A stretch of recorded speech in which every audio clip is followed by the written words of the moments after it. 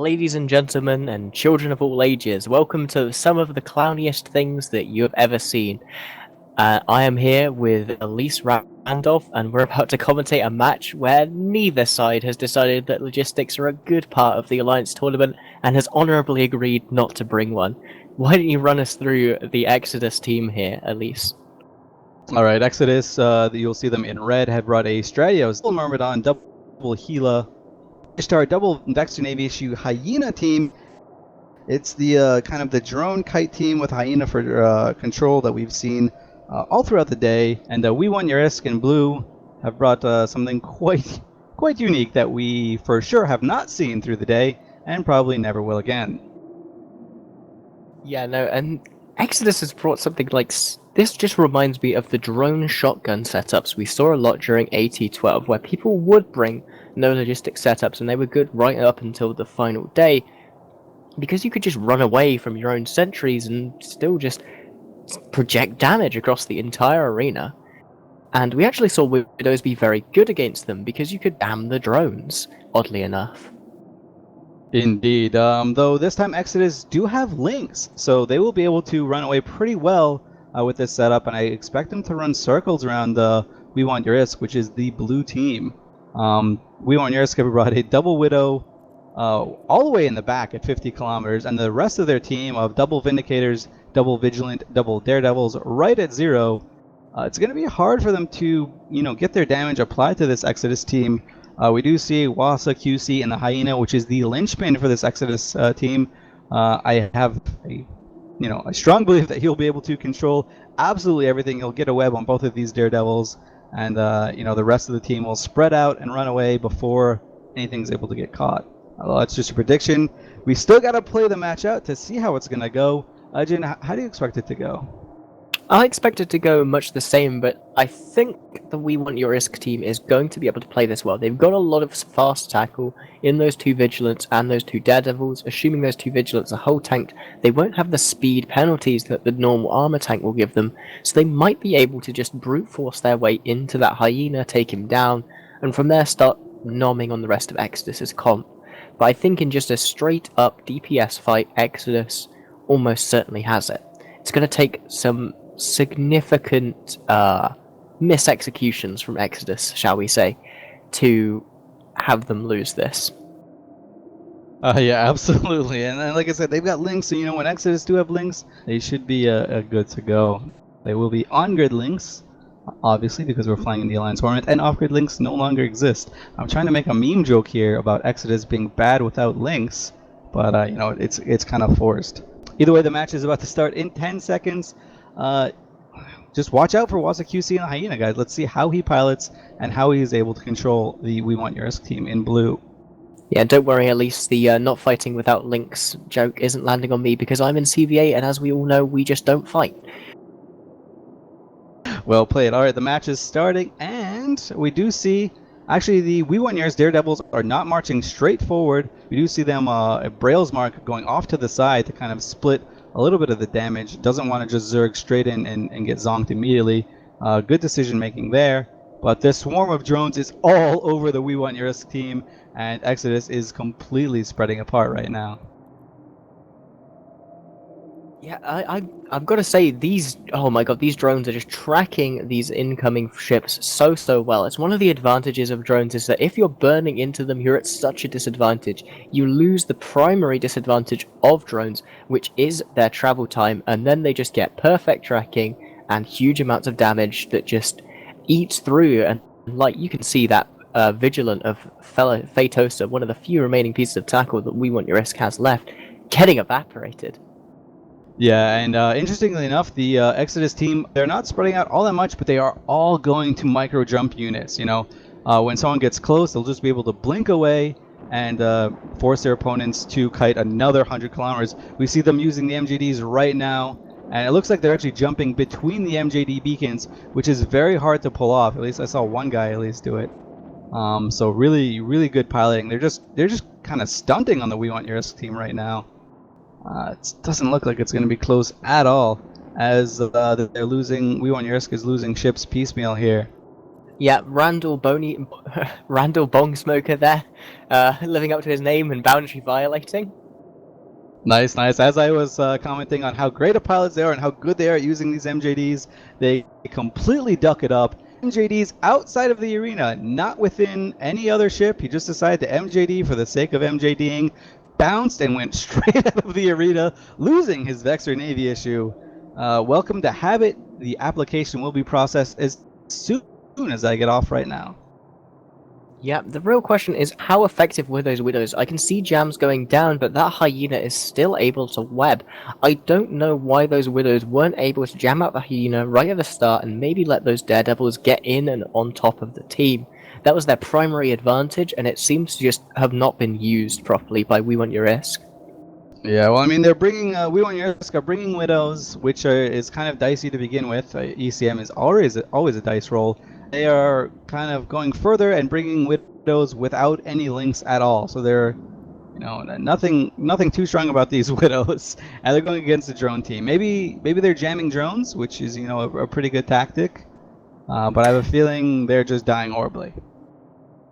Yeah, they don't look to have been that effective. They are desperately trying to smart bomb off the drones that are vaguely near them, but it's just not doing anything. It's they're urinating in a rainstorm, for lack of a better word. Though Wasa QC is dead in this hyena, which is a lot of control. It's not totally over yet. Kind of anything can happen. These guys can MJD out of the arena. And you think I'm joking? There was a match last year where it was decided because there were like 6 boundary violations between Pandemic Legion and Northern Coalition Dot, and Pandemic Legion managed to make the fewest mistakes, something that doesn't often happen. Yeah, so we'll you see can what see that happens Myrmidon here, of though. El Diablo taking a lot of damage still, though. The cruise missiles apparently applying to him perfectly fine. Is that a rail Widow? Sorry, is that a rail Vindicator? I don't know. I don't want to guess all these things because anything can happen, but it does look like it might be.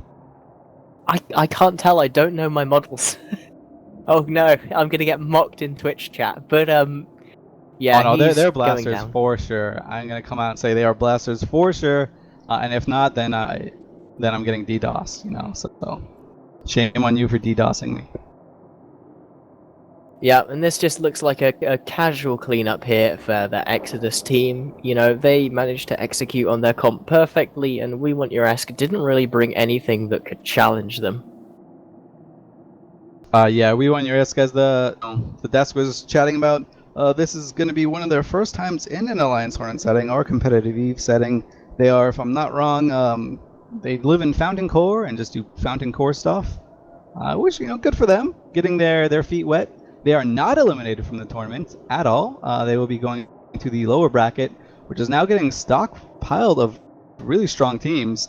So that's going to be pretty hard for them to go out. And Exodus wins 100-25 for Elise Randolph and Yintan. We're going to send it back to the studio for more Alliance Hornet 15 action.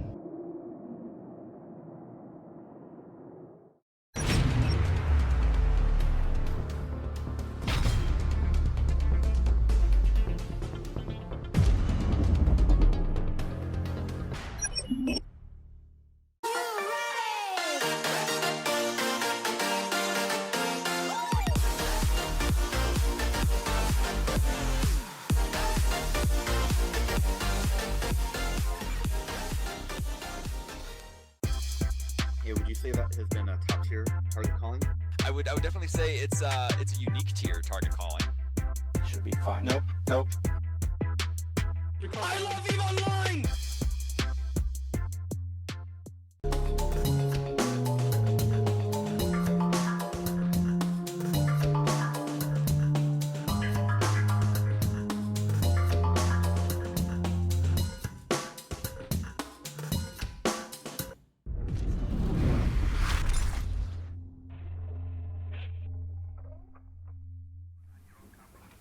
Hey guys, welcome back. It is me once again, the younger, more handsome, cleanly shaven Ithaca Hawk known as Apothony. I'm joined by Reload and Brett Thomas. Thomas is still in fact with us.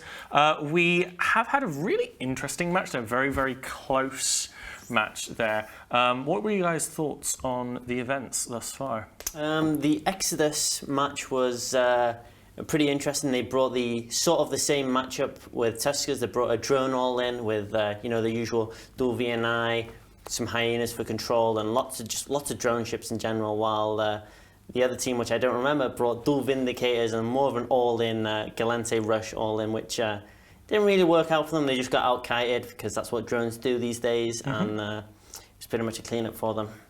So we do have some more of these glorious stats, which I know that you all have been enjoying so far today. We actually have as commentator stats.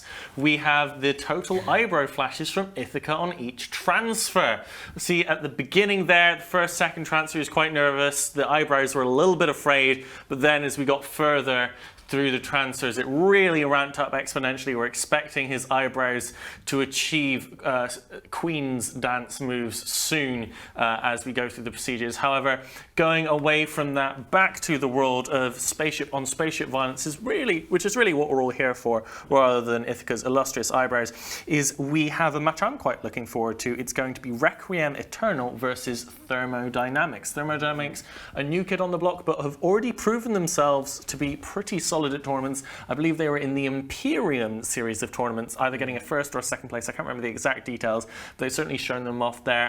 The Alliance is home to solo pipes you might have heard of, like Chesser, past AT commentator. It's got Brainstraw, renowned Carey's pilot. I don't believe they're that involved with the team. They've also got Radicos, an old guy from Pandemic Legion. So they've got a few guys who are into the solo small gang stuff, which tends to bode well for their tournament setting. Do you guys know anything about Requiem Eternal? I know they're just some Norsec people that, they're just some Norsec people. I don't really know. Norsec people doing Norsec things. Yes. Brett, have you got anything for us? I don't know much about them, but they came in through the feeder round, so we have seen them in the Alliance Tournament 14 format. They came in a mirror match down to the last ship versus Red v Blue, and it's mostly because a lot of these smaller teams like to scrim together, like to go to open scrims, but they outplayed Red v Blue, sniping the DPS ships instead of over the logistics, and ended up winning the match in a very close 82-72, which was a very, very interesting match to watch. Great. So, what I want to talk about today, just now, is what we've been going over. We saw at the very beginning of the cast lots and lots of armor throughout the day. Some of the teams that we consider possibly less strong have shown a lot of shield setups. There have been some I've quite liked, especially the rapid light ones. The main archetypes we've been talking about throughout the day have been the drone setup, the Navy BC setup, and the rapid light setup. One of the things I have enjoyed is seeing these setups starts to merge. We've seen some Ishtars in the rapid light comps. We've seen a little bit of cross-pollination. Do you guys think it's better perhaps to stay very hardcore into your archetype, or add in some flavors of others so that you perhaps, while maybe not having the absolute pinnacle of strength of one, but you gain some of the benefits of, having Ishtars in that rapid light team for a bit more sustained DPS, or maybe mixing the rapid lights and the Navy battle cruisers perhaps to have a bit more anti-support even when you're tracking disrupted, maybe get over the fact if you've got curses coming at you as we saw from the Ronin. What do you guys think? I'm definitely thinking of more of the hardcore archetype, because you have to maximize your strength and minimize your weaknesses. If you're adding Ishtars, if you're adding like Serbs, or you're adding some like a random character or something, you're increasing your weaknesses, minimizing your strength. So I don't really see a point of doing some crazy, like adding some min-maxing like different types of ships and archetypes. So Brett, do you think it's kind of similar to in TQ when we build doctrines or we build solo ships? We build doctrines to be very, very good at fighting at a particular range in a particular type of space in a particular type of engagement, or do you think there's room for more versatility? I think while that works very well in certain comps, as you see with the battle cruiser comp that just fits like 5 or 6 battle cruisers and hits stuff very well, I think you also have to realise what your weakness is. We saw it earlier, fitting a Navy Mega in a in a drone comp to stop with the logistic frigates to stop these rush comps countering it. So while going all in on one thing is good, you have to keep in mind your weaknesses, and if you have the perfect stopgap to close your weaknesses, then you should take it. Yep, so I'm just getting a few more stats ready for us now. I'm hoping to get a bands graph for us of the bands so far today. That'll be up on screen soon. But I'm really interested to see, now that we've had almost a full day's games, what teams are going to do tonight. Because, we've got a few matches left today, but all the teams that have already played, all the ones maybe even still are two-player, are thinking, okay, this is what we're seeing from all of these teams. What do we need to do? How do we need to act? Where was our meta off? Where was our theory crafting off? Did we tunnel vision too hard into this? Did another team run something similar to what we have and get absolutely crushed by something else? I mean, what are your guys' thoughts on how quickly teams can adapt? Can they adapt to a certain extent by tomorrow, or do they have to just stick with what they've got regardless and then pray to get through tomorrow, especially if they're in the losers bracket, and then do the main part of their re-theory crafting, their rejigging, their setups through to the next weekend? How fast do you think teams can compensate? I think you're going to see tomorrow a lot of knee-jerk reactions. You're going to see the people that saw how, say, Tuskers did, saw how Snuffed Out did with these no-logi drone comps, and without practicing, they're going to go, yeah, our comp that we've practiced doesn't actually need a logi, let's try it. They're going to kind of mimic these more successful teams, so you're going to see a lot of these really good comps lose a little bit, because they're going to go in without knowing what to do, and they're going to lose.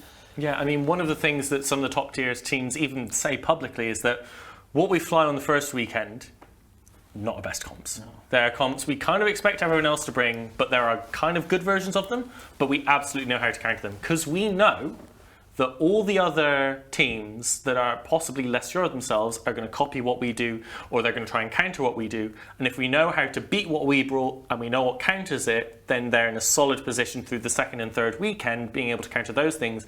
And then when they get to the final weekend, as long as they manage to dodge the seeding of the really top tier teams, they can leave their best stuff, their meta breaking stuff, their most innovative stuff to the final weekend, maybe the last day of the third weekend, if they're really forced into showing something against, a kind of a semi-finals or finals matchup happens early, just by the way the brackets are. Still, we've got these stats available for you, like I asked for, of the hulls going down here. Here they come in just 1 second. Here they come. Fantastic. Oh. So, ship class breakdown. So we have a lot of picks in the cruiser class here being very popular, a lot of picks in the frigate class, naturally. Gallente overwhelmingly chosen racially.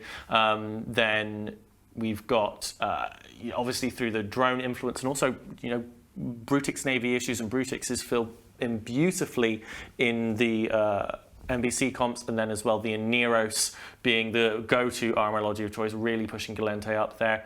We're seeing very few faction ships, the Garistas coming in with the Gilas and the Worms, the occasional Vindi here and there we see represented by the Serpentis more than anything else there.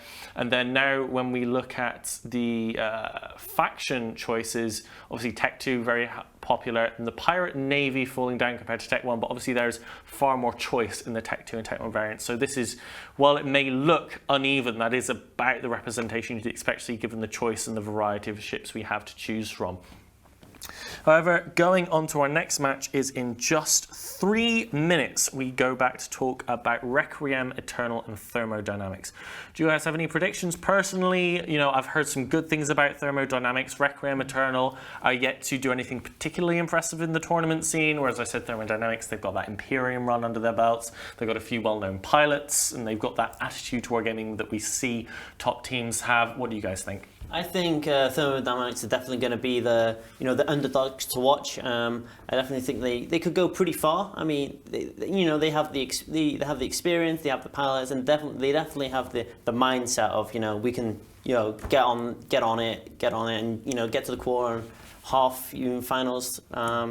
So hopefully. Thermodynamics are going to be the one to watch. Yeah, so my earpiece was misbehaving there. Naughty earpiece. Brett, what do you think? I think I really would like Requiem to do well here, because they did well in the feeders and I'm really impressed by their flying, so I'd like to see that extend into the actual tournament against a lot more of the more important teams. Okay, well, let's head over to the casters for Requiem Eternal versus Thermodynamics.